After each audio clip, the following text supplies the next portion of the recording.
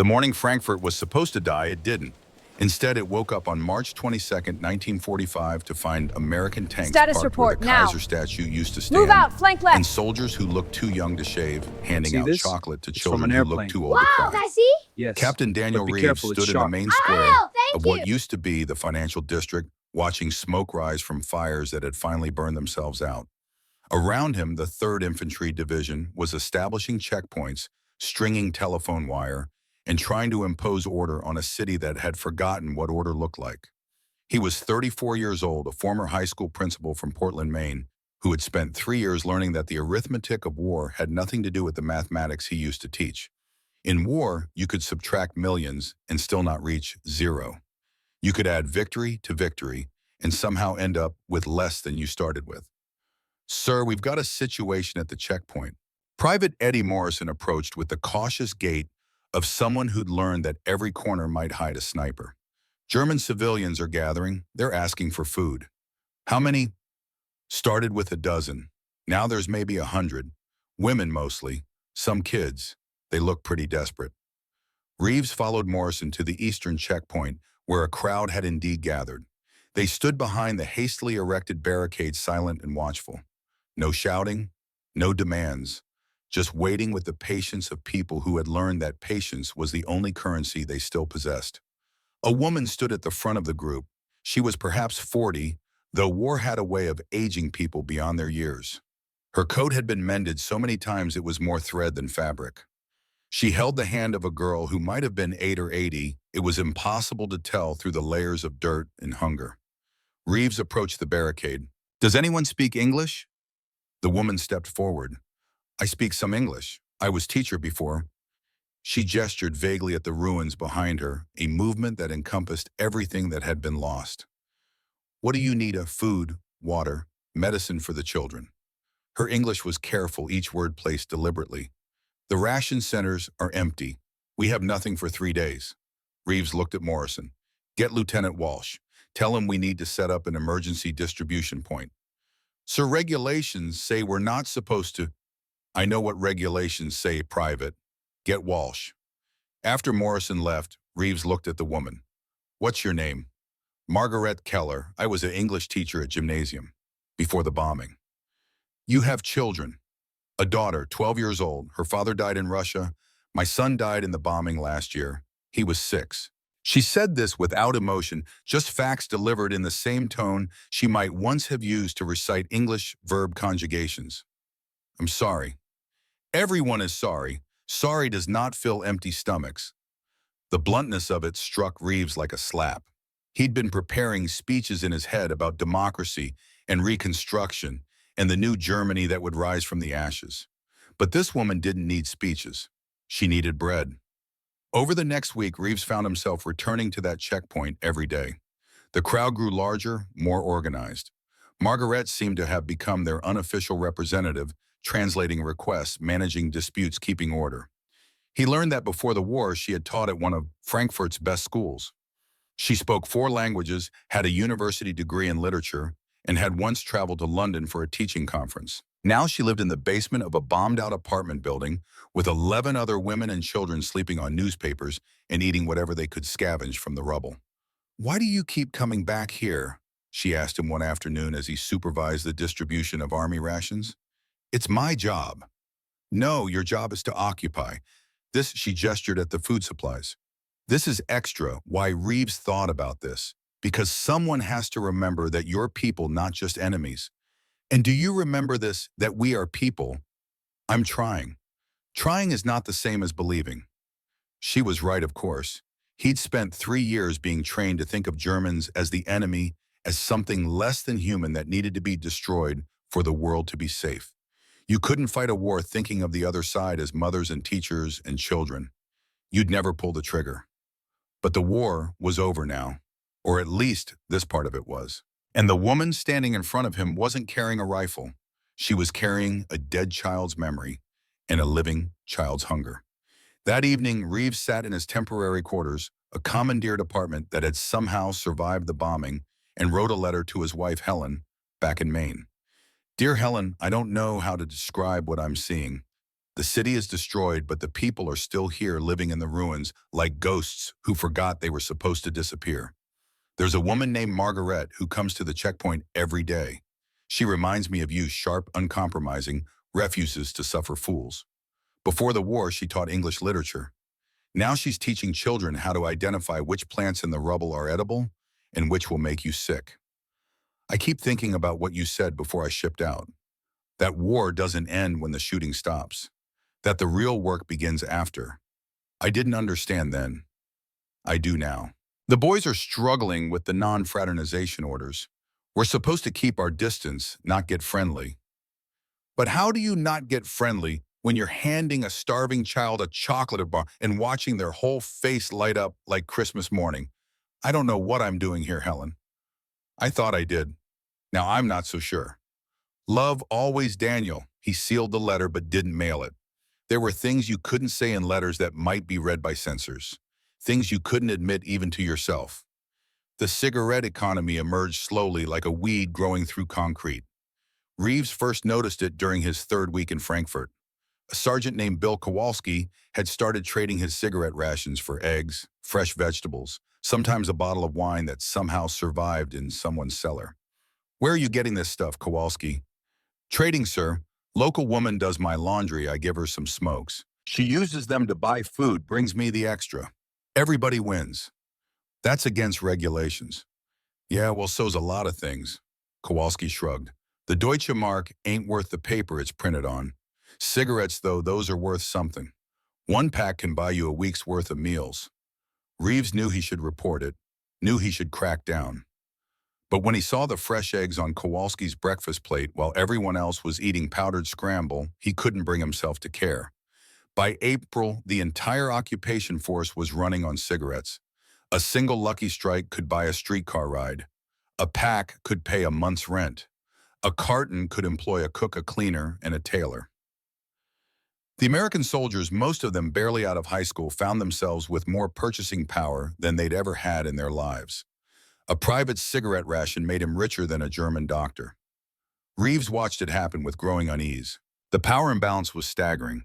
A soldier could walk into a ruined neighborhood and effectively buy anything he wanted. Some wanted only food and services. Others wanted more. The fraternization ban, officially still in effect, became a joke. By May, everyone knew it was unenforceable. You couldn't keep hundreds of young men separated from hundreds of desperate young women, not when one side had all the resources and the other side had nothing but time and need. Margaret saw it too.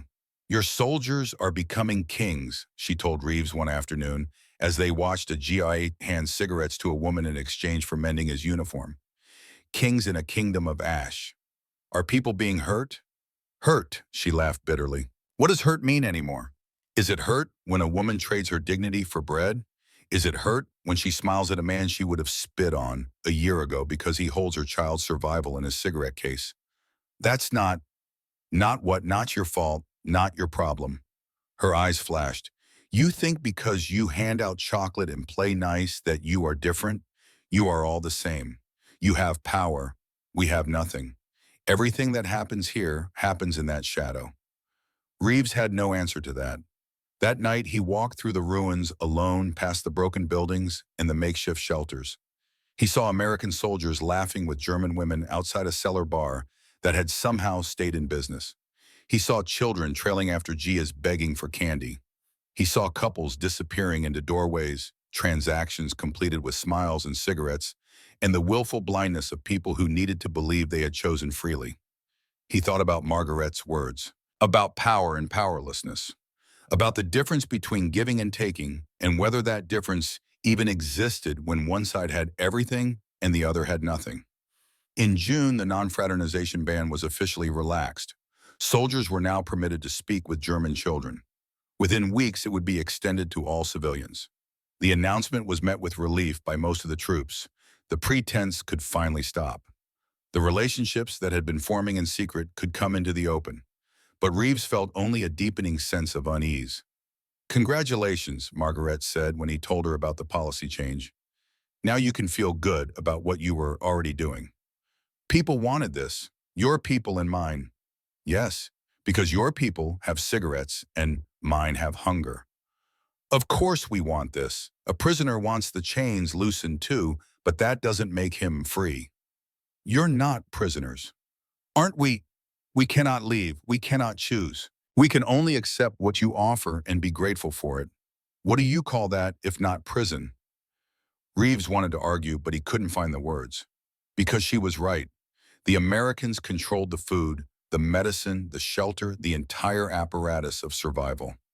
Whatever relationships formed in that context were relationships of power, not partnerships of equals. But admitting that meant admitting that everything happening around him, the friendships, the romances, the small kindnesses, and large gestures, were all built on a foundation of coercion. And he wasn't ready to admit that. In July, something happened that forced him to confront the truth he'd been avoiding. A young German woman named Anna Hoffman was found beaten in an alley near the American barracks. She was 19 years old, worked as a cleaner for the occupation force, and had been seen regularly with an American corporal named Jack Brennan. The MPS investigated. Anna refused to say what happened. Brennan claimed they had had an argument, nothing more. Other soldiers provided alibis. The case went nowhere. But Margaret knew Anna, knew her family, and she came to Reeves with a story he didn't want to hear. Anna was not Brennan's girlfriend, Margaret said, her voice flat and cold. She was his employee. He paid her in cigarettes to clean his room, to cook his meals. Then he decided he wanted more. She said no. So he took what he wanted and then beat her for refusing him. Do you have proof, Trish? Proof? What proof can there be? She will not testify against him. She knows what happens to German women who accuse American soldiers. They lose their ration cards. They are called traitors. Their families are shunned, so she stays silent and he walks free, and everyone pretends this is normal. I'll talk to Brennan's commanding officer. And what will happen? A quiet transfer. A note in a file that no one will ever read. Your army protects itself. We know this.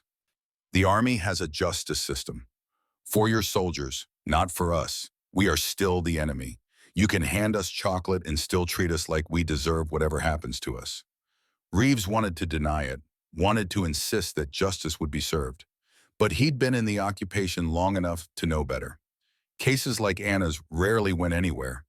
The army was more concerned with maintaining discipline and morale than with protecting German civilians. And underneath it all was the unspoken truth: many soldiers, many officers didn't really care what happened to German women. They were the enemy. Whatever befell them was just the cost of losing a war. That night, Reeves couldn't sleep. He kept thinking about Anna, about Margaret's accusation, about the cigarette economy and the power imbalance and the illusion of choice. He thought about all the smiling faces he'd seen, all the relationships that looked consensual, looked mutual, looked like genuine connection. And he wondered how many of them were built on the same foundation as what happened to Anna. How many women smiled because they had to? How many traded intimacy for survival and called it romance because the alternative was to admit they had no choice? In the morning, he went to see Anna. She lived with her mother and two younger sisters in a basement shelter. When Reeves arrived, she came to the door with a bruised face and empty eyes. I want to help, he said. If you'll testify, I'll make sure. No. Her voice was firm despite the fear in her eyes. I will not testify. Why not? Because I need to eat. Because my sisters need to eat. Because if I accuse Corporal Brennan, I lose my job and we starve. Do you understand? I cannot afford your justice. Reeves stood there, useless and ashamed. You want to help, Anna continued. Then go away. Forget you heard about this. Let me keep my job so my family can survive. That is the only help you can give me. He left. What else could he do? When he told Margaret what happened, she just nodded. Now you understand. Understand what? That we are not free, that your chocolate and your cigarettes do not make us equal, that every smile you see might be a survival strategy, that liberation looks different depending on where you stand. Reeves had no response to that, because she was right. The occupation wasn't bringing freedom. It was just replacing one form of control with another, this time wrapped in candy bars and enforced with economic power instead of military force. And the worst part was knowing that he was complicit in it, that every ration he distributed, every checkpoint he managed, every policy he enforced, he was participating in a system that reduced human beings to commodities that could be bought with tobacco. That summer, as Frankfurt slowly rebuilt and the occupation settled into routine, Reeves found himself changing. The easy certainties he'd arrived with liberators and liberated good and evil democracy and fascism had eroded like the ruined buildings around him. He saw the city through different eyes now, saw the transactions hidden behind every interaction, saw the power imbalance in every exchange, saw how hunger could make people agree to things they would never choose freely. And he saw finally what Margaret had been trying to tell him all along, that war doesn't end when the shooting stops. It just changes form. And sometimes the victors cause damage as surely as the defeated, just in ways that are harder to see, harder to admit, harder to repair. Because you can't rebuild dignity with chocolate. You can't purchase consent with cigarettes. And you can't occupy a country without leaving scars, no matter how many smiles you collect along the way. By August 1945, Frankfurt had established a new normal. The rubble had been partially cleared. Basic services were limping back to life. The occupation forces had settled into their role as administrators rather than conquerors. But underneath the surface, tension simmered. Captain Daniel Reeves now oversaw civilian affairs for the American sector, a position that put him in constant contact with German officials and civilians.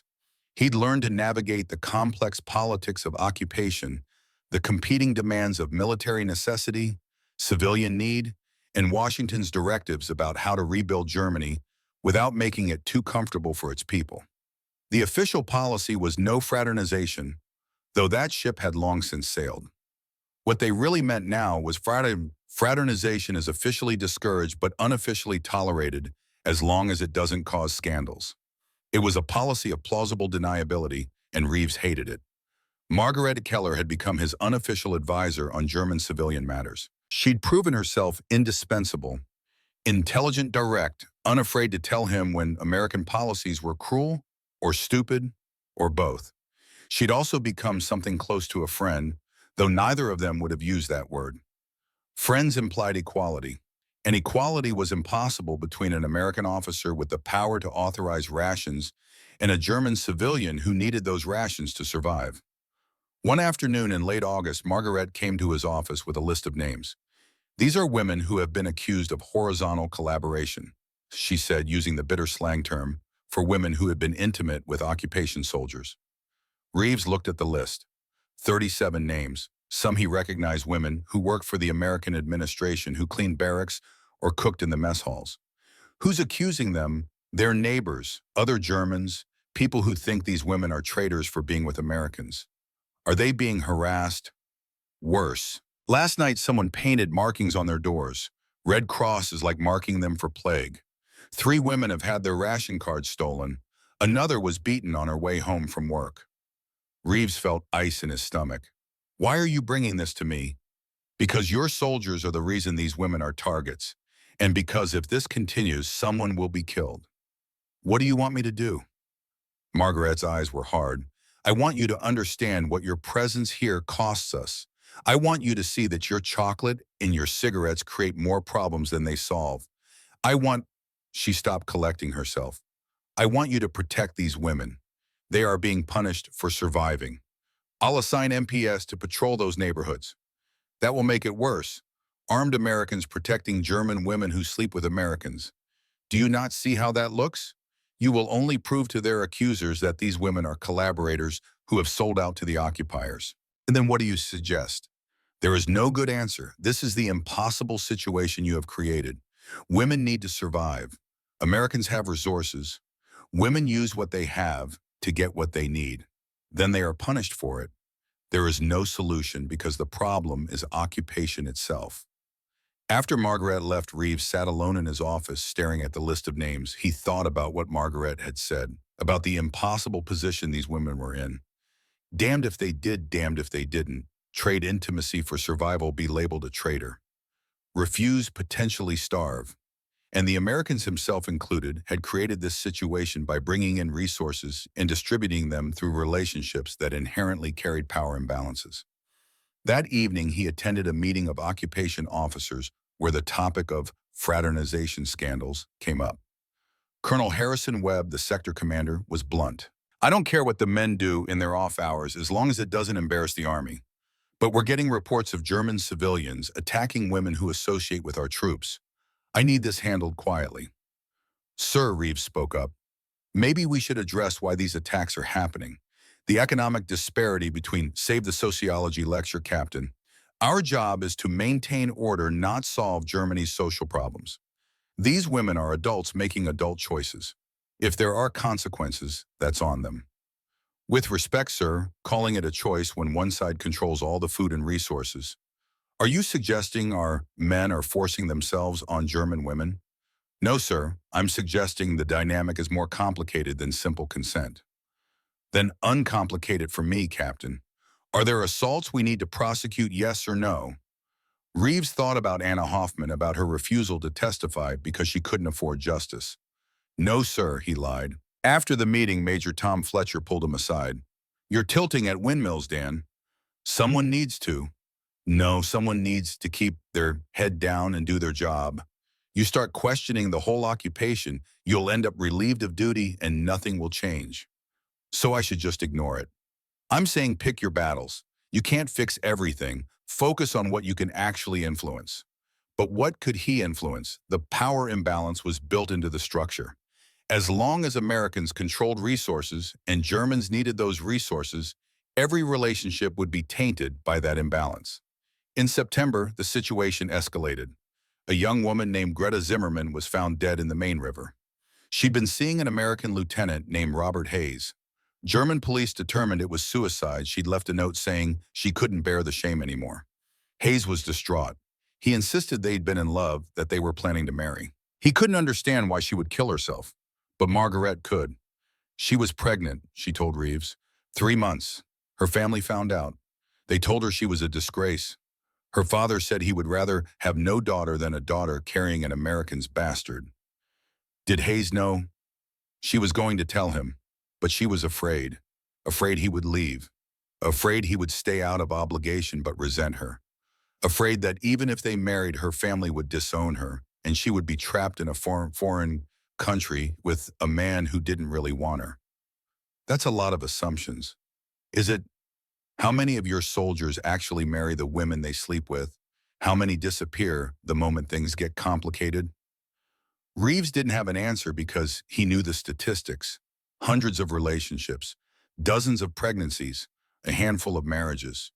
The rest, women left with babies they couldn't feed and shame they couldn't escape. Hayes requested permission to attend Greta's funeral. It was denied. German families didn't want American soldiers at their private ceremonies. So he stood outside the cemetery gates, watching from a distance, his grief visible, even from 50 feet away. Did he love her? Maybe. Probably. But love hadn't been enough to save her from the crushing weight of shame and fear and impossible choices. That night, Reeves wrote another letter to Helen. Dear Helen, a woman killed herself today. Drowned herself in the Main because she was pregnant with an American soldier's baby and couldn't face what that meant. The soldier loved her. I believe that. But it wasn't enough. I keep thinking about power and choice, about how complicated consent becomes when one person has everything and the other has nothing, about how we can believe we're helping while actually making things worse. I don't know how to do this job anymore. Every decision I make hurts someone. Every policy has unintended consequences. And I'm starting to realize that occupation, even well-intentioned occupation, is a kind of violence.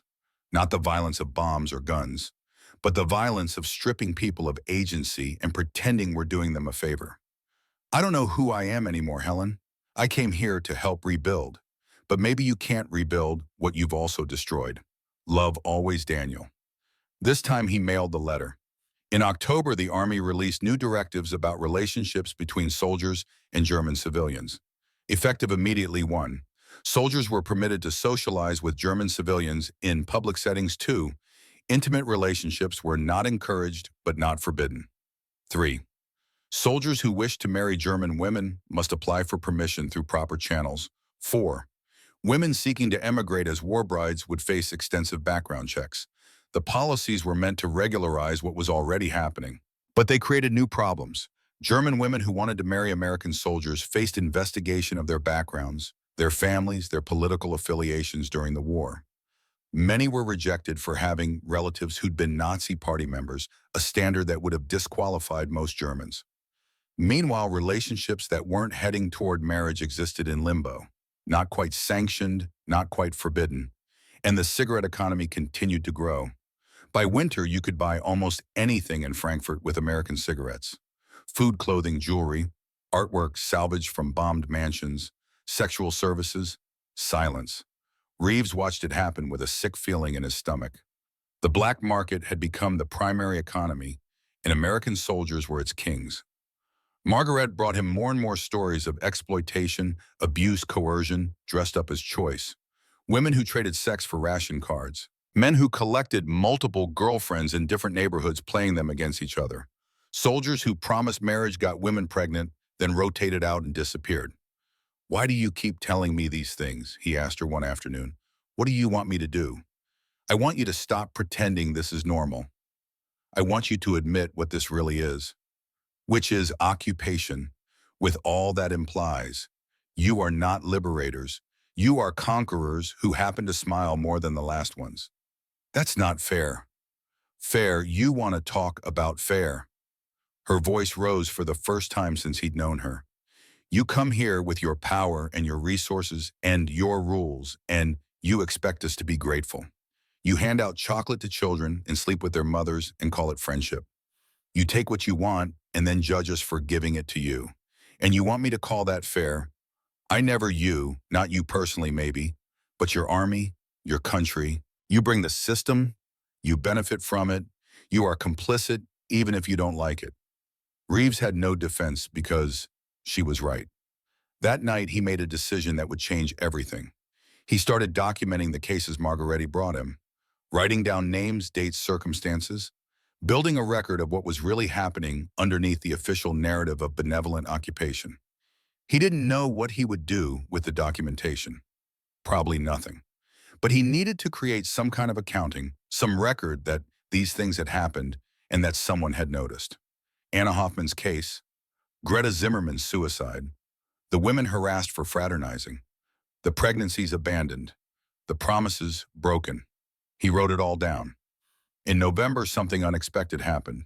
A group of German women, led by Margaret, organized a protest. They gathered outside the American headquarters with signs written in English. "We are not for sale. Cigarettes are not consent. Protect us or leave us alone." It lasted less than an hour before military police dispersed them. No one was arrested. The optics would have been terrible, but the message had been sent. Colonel Webb called Reeves to his office.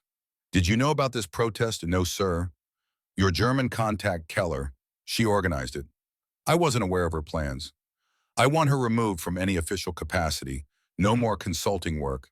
No more access to this office." "Sir, she's been invaluable. She's a troublemaker, and we don't need German civilians telling us how to run our occupation." After the meeting, Reeves went to find Margaret. She was back at the checkpoint distributing rations as if nothing had happened. "They're removing you from official duties," he told her. "I expected as much." "Why did you do it?" "The protest." "Because someone had to say it out loud. That we are not grateful, that your kindness does not erase the power you hold over us. That occupation is the occupation, no matter how much chocolate you use to sweeten it." "You could have told me. I might have been able to help." "Help how?" "By asking your superiors nicely to treat us like human beings instead of spoils of war." "You are a good man, Daniel, but good men cannot fix systems designed to be unjust." It was the first time she'd used his first name. "What happens now?" he asked. "Now I lose my work privileges. My ration allowance gets reduced. My family suffers because I spoke truth to power." She smiled bitterly. "This is the cost of dignity, and I pay it gladly." "I'm sorry." "Don't be sorry. Be better. You and your army. Be better than this." She walked away, and Reeves stood watching her, feeling more helpless than he'd felt since the day he arrived in Frankfurt. That night, he added her name to his growing documentation. Another casualty of the occupation, just in a different way. December brought cold that settled into the ruins and refused to leave. The cigarette economy adapted. Now you could trade smokes, not just for food, but for coal, for firewood, for anything that might keep you alive through winter. More relationships formed as people sought warmth in every sense. More pregnancies resulted. More promises were made and broken. And through it all, Reeves kept his records building and accounting that no one would probably ever read, but that he needed to create anyway. Because someone had to remember, someone had to bear witness, someone had to write down that liberation had been complicated, messy, often cruel in ways the official histories would never acknowledge. In late December, Reeves received orders. He would be rotating out in March, heading back to the States. He found Margaret to tell her. "So you're leaving," she said. "Yes." "And what happens to your records, your documentation?" "I don't know, maybe nothing, probably a nothing." Then it was pointless. Maybe. Margaret was quiet for a moment, then, "Will you write about me in your record?" "If you want me to." "I want you to write that I was not a victim, that none of us were, that we survived, made impossible choices, did what we had to do. But we were not passive. We fought back in the only ways we could." "I'll write that. And write this too, that your occupation broke things that cannot be fixed, that you cannot rebuild trust while holding all the power, that Germany will remember this time and the memory will be complicated." "I will." They stood in silence for a moment. "Goodbye, Daniel Reeves," she said finally. "Goodbye, Margaret Keller." He never saw her again. Portland, Maine, April 1946. Daniel Reeves sat in his living room, no longer a captain, no longer an occupation officer, just a man trying to remember how to be a high school principal again. His wife Helen was in the kitchen making coffee. Through the window, he could see spring trying to arrive, crocuses pushing through the last snow trees, budding despite the lingering cold. Everything looked the same. His house, his street, his town, as if the war had never happened. But he had changed in ways he couldn't articulate even to Helen. The documentation he'd compiled in Frankfurt sat in a locked box in his study. 200 pages of names, dates, incidents. A shadow history of the occupation that official reports would never include. He didn't know what to do with it. "You should publish it," Helen had said when he first showed her. "No one would believe it, or they'd believe it and hate me for saying it. So you'll just keep it hidden. For now." But the weight of the documentation haunted him. All those stories, all those women reduced to pages in a box that no one would ever read. In May, he received a letter, German postmark, Margaret's handwriting. "Dear Daniel, I hope this letter finds you well and that you have settled back into your life in America. I am writing because I think you should know what happened after you left. The woman whose names you documented, many have left Frankfurt. Some married American soldiers and emigrated. Others fled to other cities to escape the stigma. A few committed suicide. Those who remain live with scars you cannot see.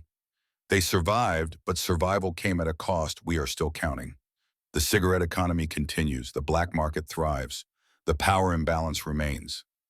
New American soldiers arrive. New German women need to eat, and the cycle continues.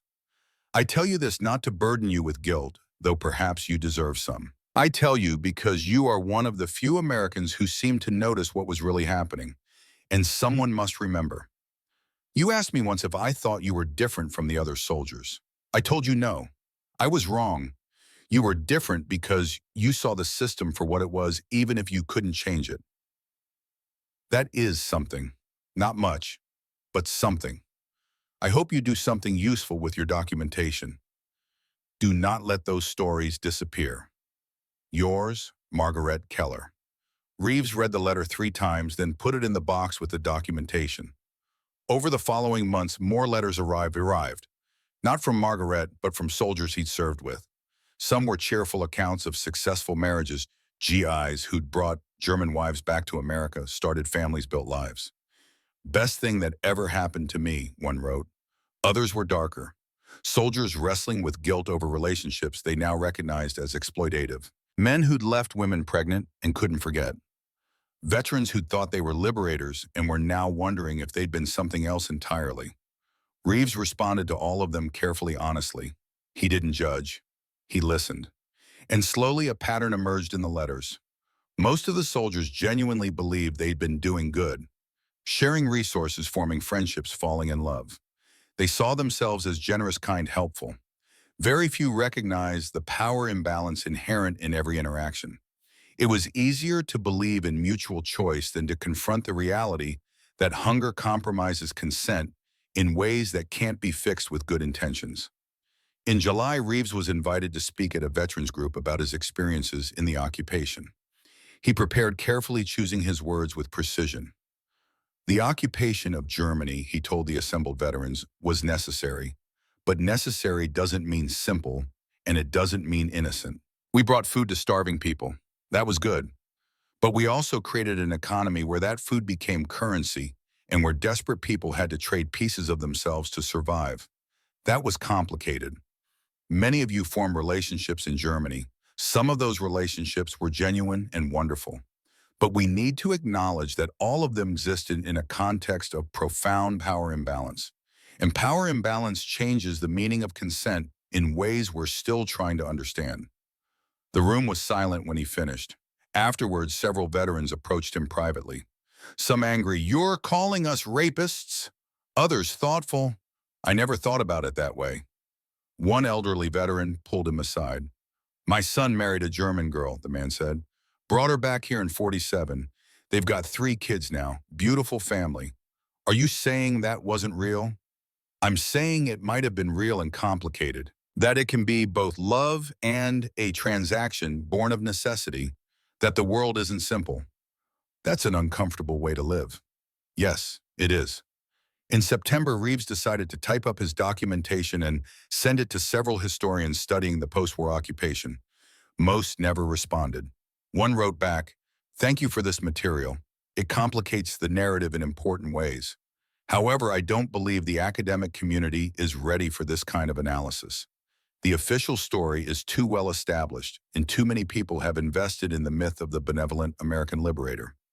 Perhaps in 20 years, when more distance exists, this kind of critical examination will be possible. For now, I suggest you preserve this material for future scholars." 20 years. Reeves would be 54 by then. The women in his documentation would be in their 40s and 50s, their memories fading, their stories becoming increasingly distant from the current reality. Would anyone care then? Did anyone care now? In October, Helen found him in his study staring at the box of documentation. "You're torturing yourself," she said gently. "I don't know what to do with it." Maybe nothing. Maybe the act of documenting was the point. You bore witness. You created a record. That matters. Does it? If no one reads it, someone will, eventually. And when they do, they'll know that at least one person saw what really happened and cared enough to write it down. She was probably right, but it felt inadequate. All those women, all those stories, reduced to pages in a box that would sit in an attic somewhere while the official history marched on triumphant and uncomplicated. In November, Reeves received one more letter from Germany, not from Margaret this time, but from a young woman named Clara Weber. "Dear Captain Reeves, you do not know me, but Margareta Keller gave me your address. She said you might understand what I need to say. I was one of the women you documented. I do not know if you remember my name. There were so many of us. But you wrote down what happened to me when I was assaulted by an American corporal who I had thought was my friend. I wanted you to know that I survived. I left Frankfurt, moved to Hamburg, started a new life. I work in a factory now. I will probably never marry. But I am alive. The reason I am writing is to say thank you. Not for what you did, you could not help me, then I understand that. But thank you for remembering. Thank you for writing it down. So many of us have stories that no one believes, that no one wants to hear. Knowing that someone documented what happened, that someone made a record, that means something. It means we were not invisible. It means what happened to us mattered to at least one person. That is more than many of us have. Sincerely, Clara Weber. Reeves read the letter with tears running down his face. Helen found him there and held him while he cried for all the women he couldn't save, all the systems. He couldn't change all the power imbalances he'd participated in despite his best intentions. It wasn't enough, he said. No, but it was something. And sometimes something is all we can offer. The years passed. Reeves returned to teaching, became principal to retired in 1965. He lived a good life by all accounts. Raised children, served his community, was respected and remembered fondly. But he never forgot Germany, never forgot Margaret, never forgot the complicated, messy truth of occupation that didn't fit into neat narratives of liberation. In 1968, during the Vietnam War protests, a young college student interviewed him for a paper about the moral complexities of military occupation. Reeves pulled out the documentation, now yellowed with age. This, he said, is what complexity looks like. Real people making impossible choices in systems designed to give some people power over others. The student, a young woman named Patricia Morris, read the documentation with growing horror and fascination. "Can I cite this in my paper?" she asked. "Only if you understand what you're citing. This isn't about villains and victims. It's about how power corrupts relationships in ways that good intentions can't fix. It's about how liberation can be another form of occupation. It's about how the line between helping and exploiting is thinner than we want to believe." I understand. Do you? Because most people don't want to understand. They want heroes and villains. This documentation has neither. Just humans failing each other in complicated ways. Patricia wrote her paper. It was rejected by her professor as too cynical and lacking proper historical perspective. She gave the paper to Reeves. "I'm sorry," she said. "I tried."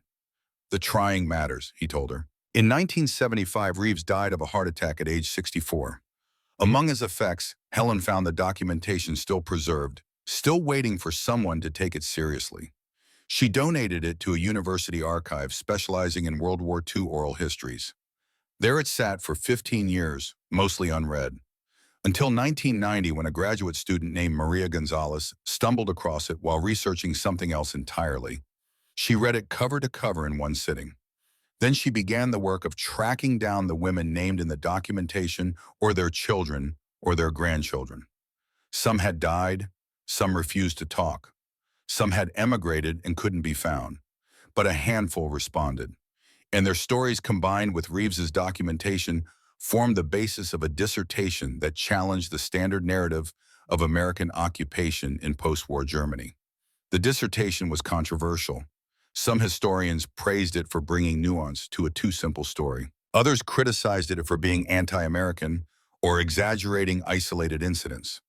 But it sparked a conversation about power and consent, about liberation and occupation, about how complicated it is to rebuild a society when the rebuilders hold all the resources and the rebuilt have nothing but need. In 2005, a German documentarian made a film based on Gonzalez's research. It interviewed the surviving women, now in their 80s, their children, and American veterans who'd been stationed in Germany. The film presented multiple perspectives without judgment, letting the complexity speak for itself. Some women said the Americans saved them. Others said the Americans exploited them. Many said both things were true simultaneously. Some veterans said they genuinely loved the women they met. Others admitted they'd taken advantage. Most said they'd never really thought about the power dynamics until decades later. The film ended without resolution, without neat conclusions, without clear moral lessons. Just people trying to survive impossible circumstances and making the best choices they could with the information and power they had. Margaret Keller appeared in the film, filmed in 2003, 2 years before her death. At 91, she was still sharp, still direct, still uncompromising. Were the Americans worse than the Nazis, the interviewer asked? That is not the question. The question is, were they the liberators they claimed to be? And the answer is complicated. What do you want people to understand about that time? I want them to understand that survival is not the same as consent. That generosity given from a position of absolute power is not the same as kindness between equals. That you cannot occupy a country, no matter how kindly, without damaging the people you occupy. But many women chose to marry American soldiers, chose to build lives with them. Yes, and those choices were real, but they were made in a context where refusal could mean starvation. Does that make them less real? No. Does it make them simple also tumo? What would you say to Daniel Reeves if he were alive today? Margaret was quiet for a long moment. I would say thank you for seeing us.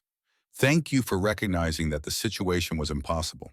Thank you for documenting what the official histories wanted to forget. You could not change the system, but you refused to pretend it was just. That matters. The film was shown at festivals, screened in universities, discussed in classrooms. Some viewers were angry. How dare anyone suggest the greatest generation wasn't purely heroic? Others were thoughtful, maybe heroism and harm can coexist in complicated ways. Most left the theater uncomfortable, which was the point, because the story of American soldiers and German women in the occupation years isn't a simple story. It's a story about power and powerlessness, about survival and exploitation, about genuine connection existing alongside structural violence. It's a story about how liberation can simultaneously be real and inadequate, helpful and harmful, necessary and destructive. And it's a story that remains relevant every time one group of people has power over another group's survival. Because the question Reeves wrestled with in 1945 is still the question we wrestle with today. How do you help people without controlling them? How do you provide resources without creating dependencies that undermine autonomy? How do you acknowledge good intentions while recognizing harmful outcomes? There are no easy answers. But maybe like Reeves, the best we can do is refuse to look away, to document honestly, to bear witness, to admit that helping can also harm, that liberation can also oppress, that the best intentions don't erase power imbalances. And to remember the people, especially the women who survived impossible circumstances by making choices that should never have been necessary. Their stories deserve to be told. All of them, even the uncomfortable ones, especially the uncomfortable ones. Because history isn't just about heroes and villains. It's about humans navigating impossible systems and trying imperfectly to remain human, despite everything trying to reduce them to something less. That was true in 1945. It remains true today. And recognizing that truth doesn't diminish anyone's service or sacrifice. It just acknowledges that the world is complicated, that liberation is complicated, that power is complicated, and that sometimes the most important stories are the ones that refuse to provide easy answers.